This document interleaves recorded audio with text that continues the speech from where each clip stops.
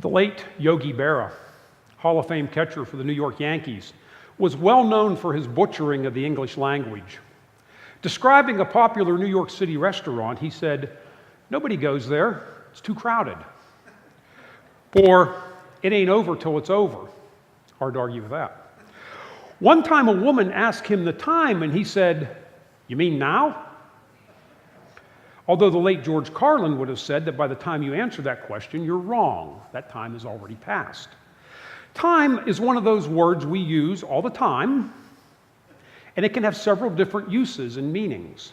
The Greeks had two words for time: chronos, which is a quantitative meaning, such as a minute, a day, a year, or kairos, which is more general, such as it's time to go to work, it's time to plant the garden, the time of our lives. In the New Testament, kairos means God's time, such as when Jesus says to his mother, "My hour," or "my time has not yet come." The prologue to the Gospel of John tells us that Jesus was with God, in fact, was God before the beginning, before time.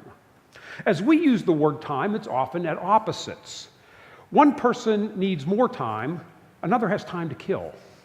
Sometimes it flies, sometimes it drags.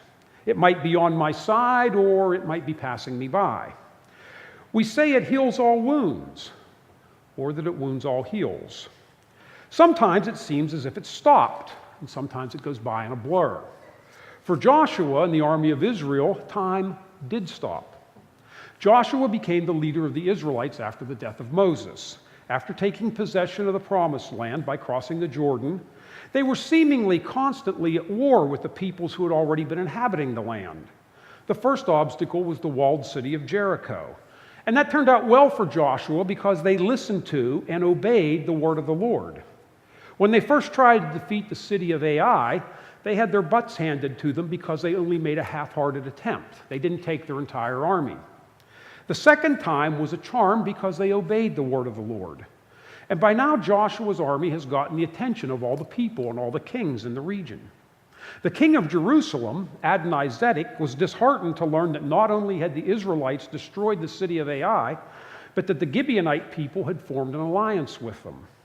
So the king of Jerusalem, and bear in mind at this time Jerusalem is not inhabited by the Hebrews, it's only centuries later after David defeated the city that had any significance to the Hebrews. So the king of Jerusalem gathers forces with the other Amorite kings to take the city of Gibeon so that Joshua can't get control of it. When the Gibeonites see that they are endangered, they send word to their new best friend, Joshua, that they need him to come to their rescue, to save them. Of course, that's what Joshua's name means, God saves. And with the promise of the Lord in his ears, Joshua leads the entire army on an all-night march to Gibeon, where he and his army take the Amorite Confederates by surprise and defeats them completely. The victory is credited to the Lord for his help in at least 3 instances. The text tells us that he threw the Amorites into confusion. He attacked them with large hailstones. And he stopped the sun in the middle of the sky for a full day to give the Israelites the time they needed to complete the victory. It's been said that coincidence is God choosing to remain anonymous. But here he's acting in plain view. We've all been confused at times, and we've seen hailstorms powerful enough to inflict damage, but none of us, or anyone else, has ever seen the sun stand still, to see time stop in its tracks. Sometimes it seems that way. When I was in college, I had a 6 to 9 p.m. world history class that might have been the longest 3 hours I've ever experienced. On the last night of the semester, the professor gave us an evaluation form. I answered the question, "What did you learn most from this course?" by writing that if you look at your watch long enough, it will go backwards. But time doesn't stand still. We say it marches on, but not on this day. And God's hand was behind it. The text tells us that before the battle, Joshua had commanded that the sun and the moon stand still. But without God's help, Joshua would have talked to the sun and the moon until the cows came home, another way we measure time, and he wouldn't have gotten anywhere without God being on his side. It was a day unlike any other when God seemingly let Joshua have the reins of the heavenly bodies. The book of Ecclesiastes tells us that for God's purposes there is a time for everything. And many times our lives are made up of opposite events: laughing and crying, loving and hating, planting and harvesting, saving, throwing away. A careful reading of the second chapter of John might add to confusion about time. John sets the stage for Jesus' first recorded miracle at Cana. But when does he tell us this wedding took place? On the third day. Third day of what? Third day of the week? The third day of the narrative? Or perhaps that's code language for those hearing the story. John is writing to those who may have been living under persecution, so perhaps the third day is a reference to Jesus' resurrection. Since John does not record the birth story, his story of Jesus begins with the calling of the first disciples. Then the first disciples are amazed at what Jesus already knows about them, and Jesus tells them they will see many great things. So the scene switches to the wedding at Cana, at which Jesus and his disciples and his mother Mary are in attendance. The Bible doesn't tell us who was getting married, but we do know that weddings were major social events involving the entire community and perhaps lasting several days. When the wine runs out, Mary, although she's never named in John's gospel, makes Jesus aware of the fact, as if she expects him to do something. For the wedding party, this is a big faux pas. Wine wasn't just a social lubricant, but it was a sign of the harvest, a sign of God's abundance and blessing. So this isn't just an inconvenience, it's a catastrophe. Does Mary expect him to perform a miracle? Does she really know what he's capable of? Or is she just hinting that he and his buddies go out and buy some? Jesus' answer seems rough. Woman, why do you involve me? Could we have gotten away with talking to our mothers like that? But even though Jesus insists that it's not his hour, it's not his time yet, she doesn't take his answer as the final word.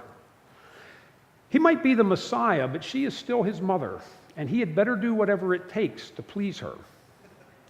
So she gives the servants orders to obey whatever it is that he needs to bail out the wedding party. John describes the water jars of made of stone, holding 20 or 30 gallons each. So we're talking about a quantity of up to 180 gallons. And they fill the jars to the brim. Then they're instructed to take some to the head waiter. And once he sips some, it's obvious that this is wine of high quality. Of course, the master of the banquet doesn't know what has happened behind the scenes, but the servants certainly do, as do the new disciples. And they are astounded enough that at once they put their faith in him. The California winery of Ernest and Julio Gallo used to advertise that they would sell no wine before its time. That is, after it's grape juice, but before it turns to vinegar. Paul writes in Galatians that God sent his Son into the world in the fullness of time. Here at Cana, for reasons unknown to us, God decided it's time. John almost glosses over the actual miracle. The water, which had now turned to wine, understates the magnitude of what the disciples who witnessed it experienced. This was the appointed time for Jesus to come forth and to begin to show who he was. We've all seen magicians, and some of their tricks can be mind-boggling.